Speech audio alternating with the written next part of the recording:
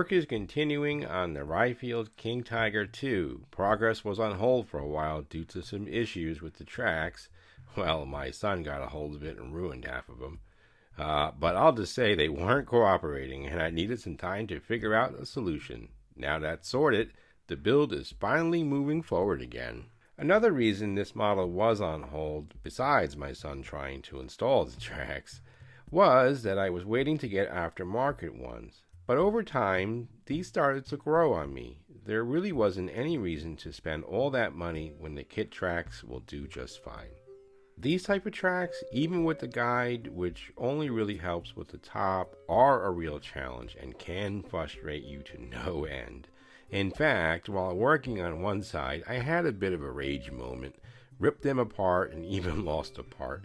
So did my son ruin some? Well, yes, but if I'm being honest, it was mostly me.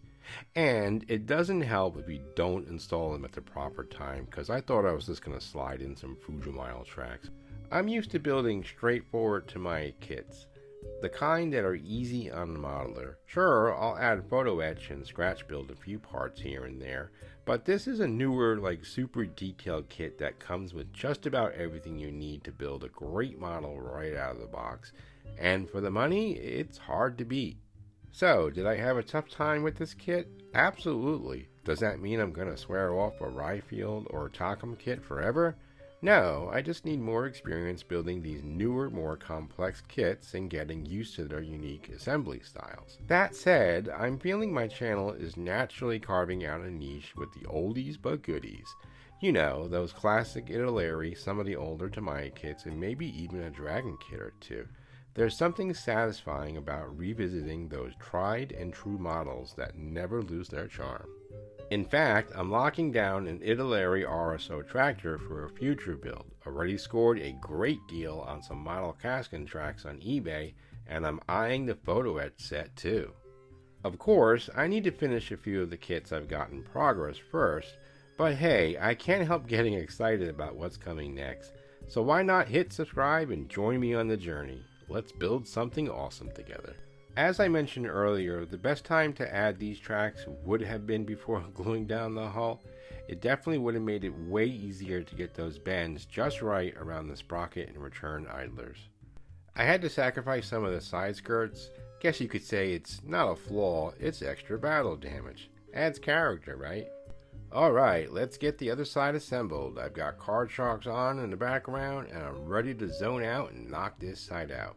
Oh, and here's that somewhat helpful track guide I mentioned earlier. Hopefully it makes your life easier. It really helps to get those proper bends early on, and since the idler and sprocket act as your guides for the bends, if I'd done this back on step 7 instead of waiting until the end, it would have been a whole lot easier. I really need to invest in some proper clamps. These dollar store specials are fine in a pinch, but beware of the larger ones. They're built like bear traps. Too strong, and they love snapping right when you're not looking, or crushing your parts like they owe them money. Alright, so when I added the parts that hold the spare tracks, yes, I glued them exactly where the turret told me to, they still didn't line up right. So either I messed up, or the turret's playing games with me. Probably both. I came up with a foolproof plan to get them lined up properly this time. I'm just going to glue all the little track holder parts onto the tracks themselves first. That way I can drop the whole thing in place perfectly. What could possibly go wrong? Alright, it's a little fiddly, but in the end it worked perfectly. Alright, number 1 is done, only 11 more to go. Got Clarkson's Farm on now, love that show, and the specials from his other stuff too. Makes the repetitive parts a lot more bearable. I've always been the type to paint these separately and attach them later, but honestly, having them in place from the start is going to save me some time and probably a bit of sanity in the end. Well, actually trying to paint these in place for me might be a little difficult, but I'll get it done. I'm really pleased with the solution I came up with for the spare tracks. They're all aligned properly, and best of all, they don't cover up my fancy welds. At one point, I thought about leaving a few off to save time, but then I said, no, do them all, and I'm glad I did. And here is a look at those fancy welds. The top ones turned out awesome. I was totally in the zone that day. Sometimes it just clicks, you know?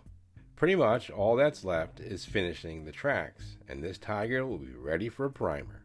She's looking good, but I did run into one little issue. I installed the track patterns backwards. I swear I had it right the first time, and the second time too.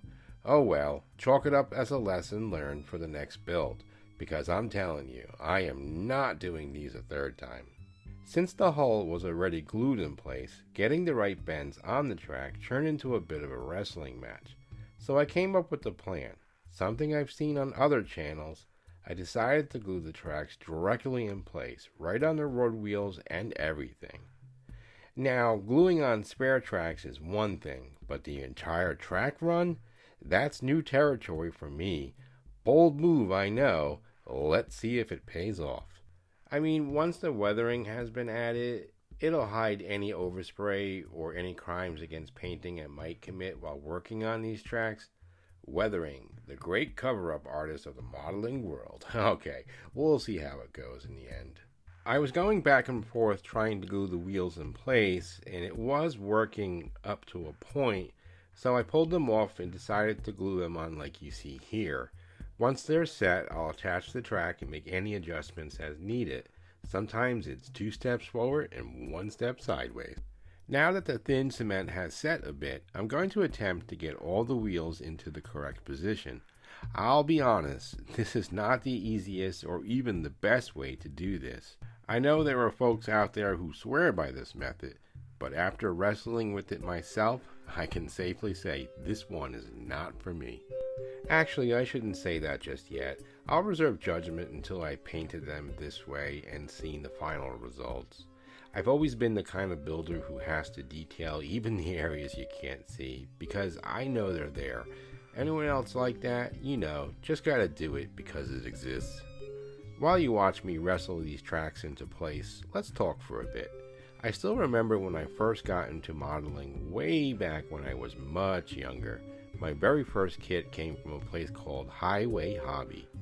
My mom used to take me there, and I'd spend what felt like hours wandering the aisles, completely lost in all the kits and possibilities.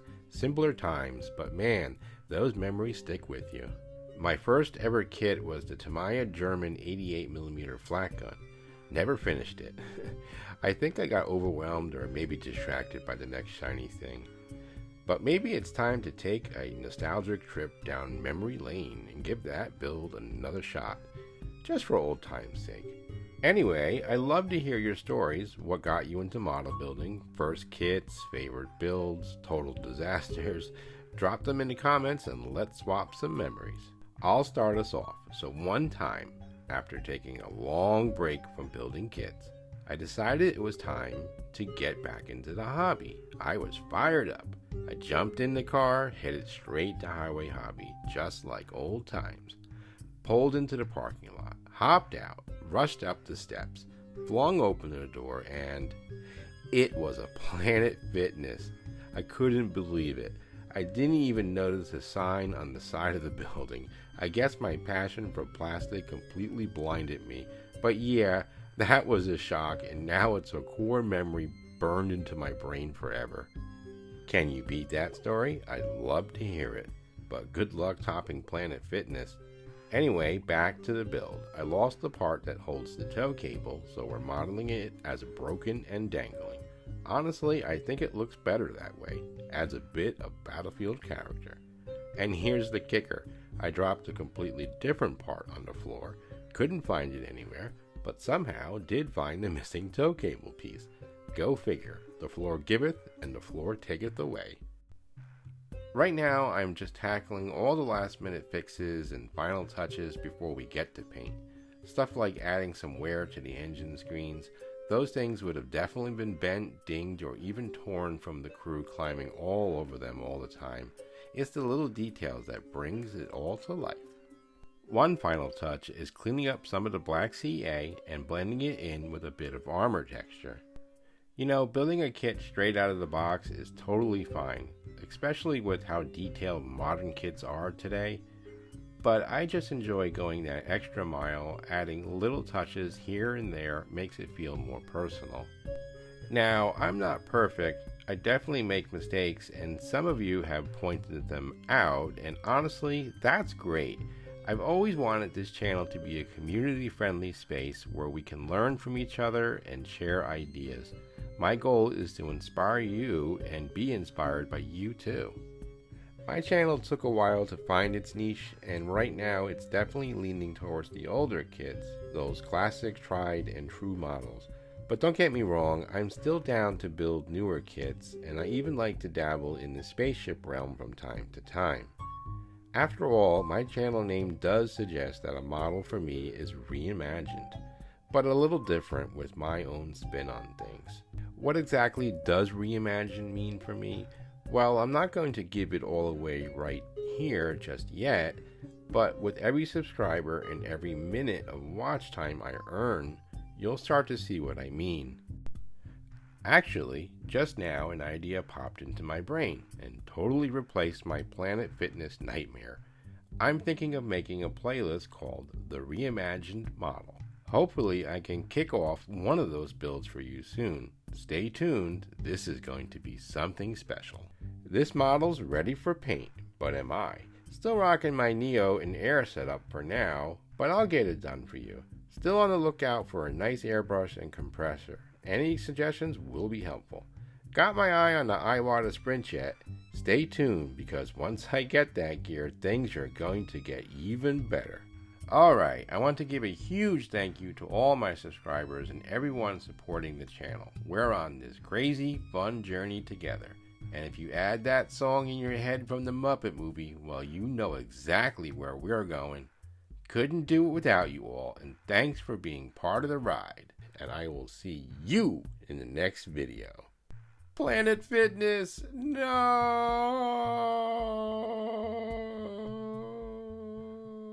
10 points if you know where Highway Hobby is. Fuzzy? Yes. Bear left. What? Bear left. Right frog.